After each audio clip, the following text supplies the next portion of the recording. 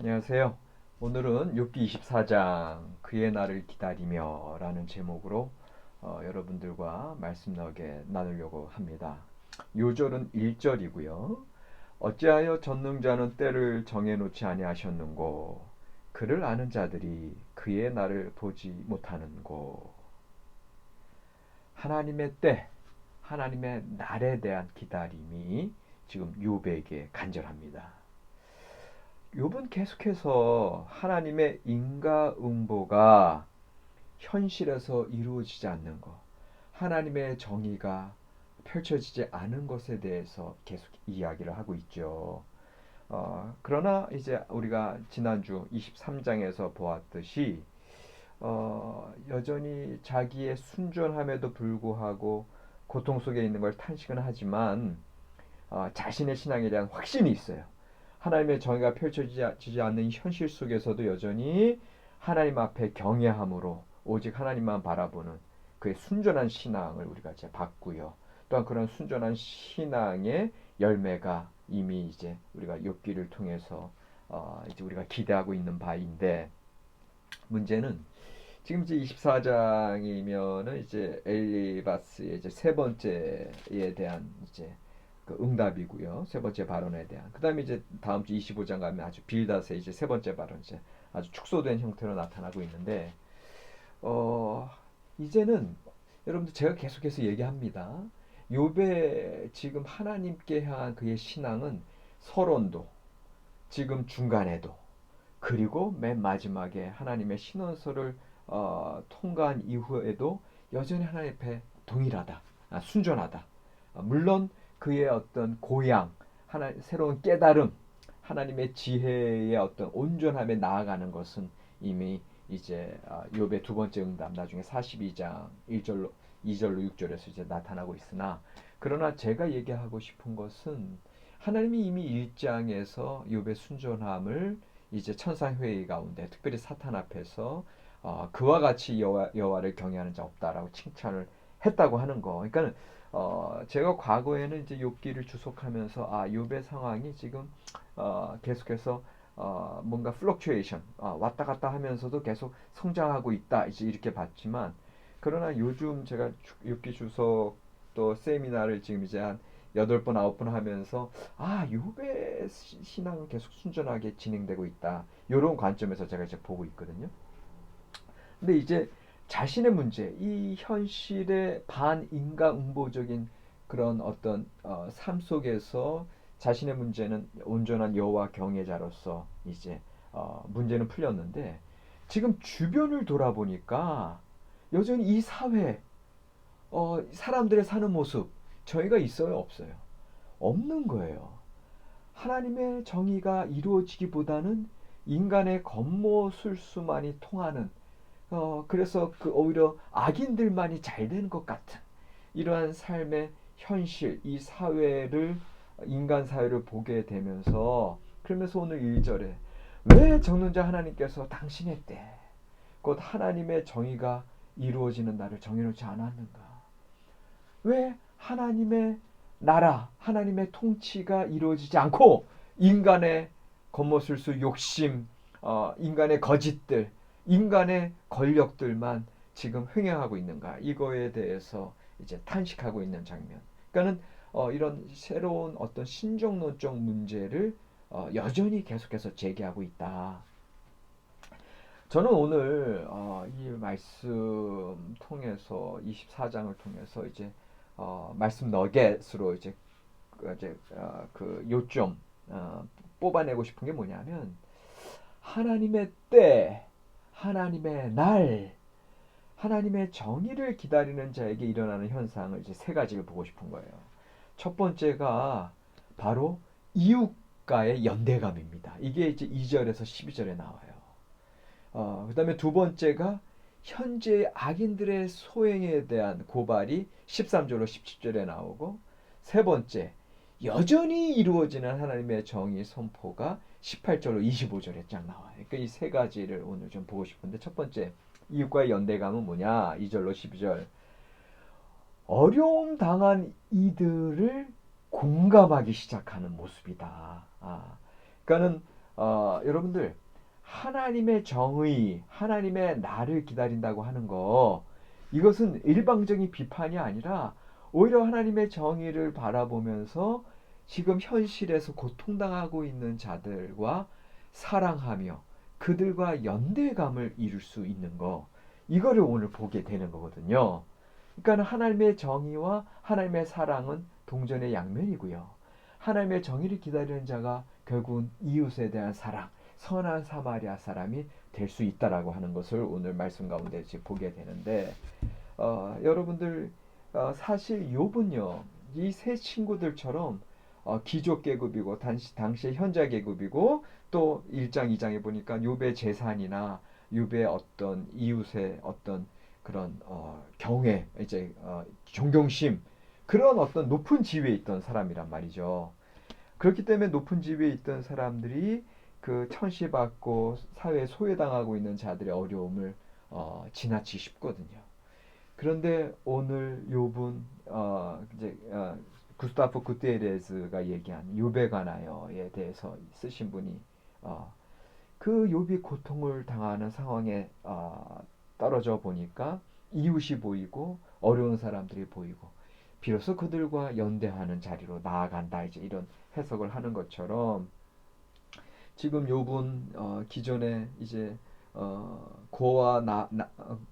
고아의 삶, 과부의 삶, 가난한 자들의 삶, 3, 4절에 계속해서 나오잖아요. 그러면서 의복이 없어 벗은 몸으로 밤을 추위에 떨며 지내는 사람들 7절 또 8절에 산중에서 소나기 맞을 때 가릴 것이 없어서 바위를 안고 있는 사람들의 모습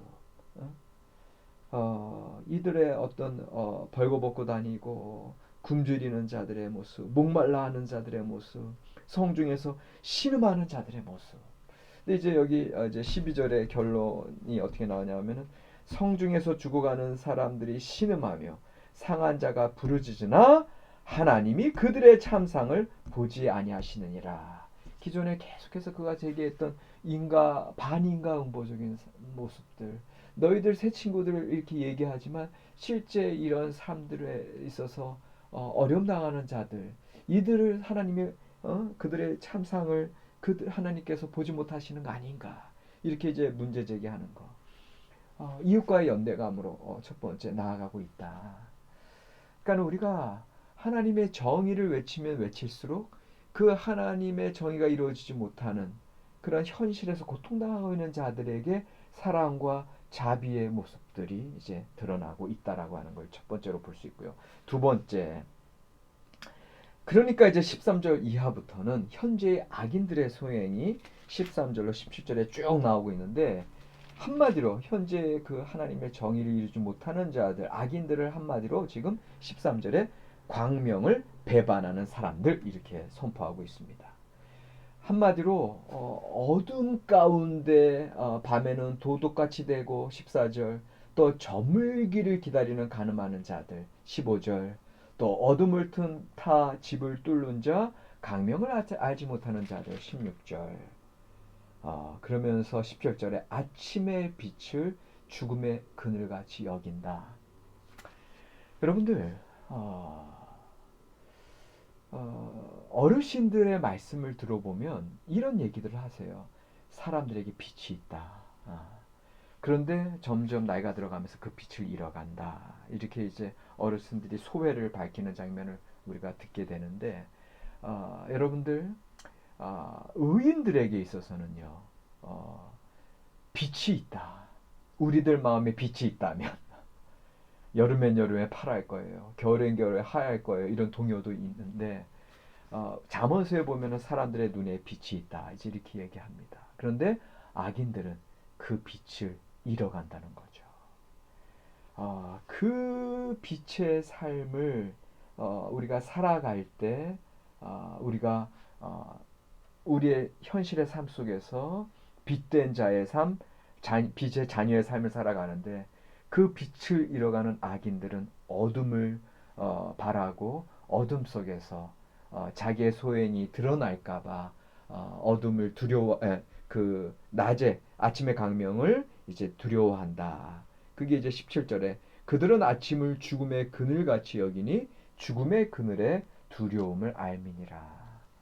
우리는 빛의 자녀로서의 삶을 살아가야 되고 그 빛의 자녀로서 하나님의 정의와 하나님의 사랑을 우리가 늘 베풀며 살아야겠다.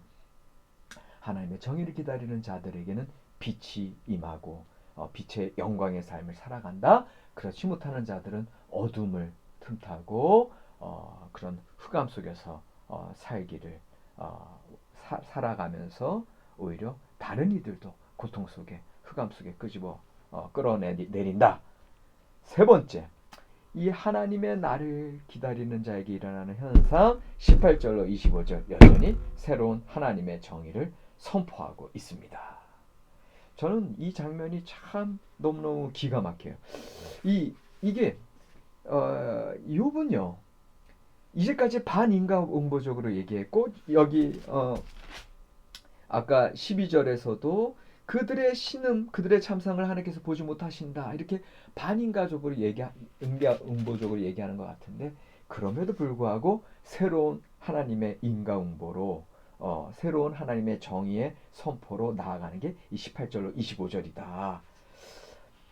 주석가들은요. 이 18절에서 25절에 아까 12절에서 얘기했던 반인과응보와는 다른 새로운 어떤 인과응보, 악인의 운명이 이렇게 이제 하나님의 능력으로 강포한 자들을 끌어내리신다. 22절. 그들은 잠깐 높아졌다가 낮아질 것이다. 24절. 그러니까 이게 새 친구들과 같은 논리다. 그 악인의 운명을 얘기하는 거다. 인과응보적으로 얘기하는 거다. 그래서 28절, 25절을 나중에 우리가 보겠지만 소발의 세 번째 말이 없거든요. 세 번째 발언이. 그 실종된 소발의 세 번째 발언이 사실 28절로 25절이 아니냐 이렇게 이제 역사 비평적으로 자료 비평적으로 이렇게 편집 비평적으로 이제 얘기를 하고 계신데 그러나 제가 보기에는 지금 욥은 하나님의 나를 기다리면서 하나님의 정의의 때를 선포하는 거예요. 이렇게 악인들은 결국은 현실은 악인들이 번영하는 것 같지만 결국은 악인들은 이렇게 하나님 앞에 잠깐 높아졌다가 천대받고 낮아질 것이다. 그래서 새로운 정의의 선포로 나아가는 게 지금 욥이다. 그래서 오늘의 신학 이야기는 여러분들 하나님이 살아계신데 세상이 왜 이 모양이야? 이렇게 비판만 할 것이 아니라 오히려 하나님의 때 새로운 하나님의 정의 인과응보를 선포하면서 이웃과 연대감 공감하고 그 이웃에게 친절을 베풀고 비판만 하는 것이 아니라 오히려 거짓된 현실을 이제 하나님의 올바른 현실로 변화시켜 나가는 그러한 주인공 선한 사마리아 사람들이 되어져 나가야 된다.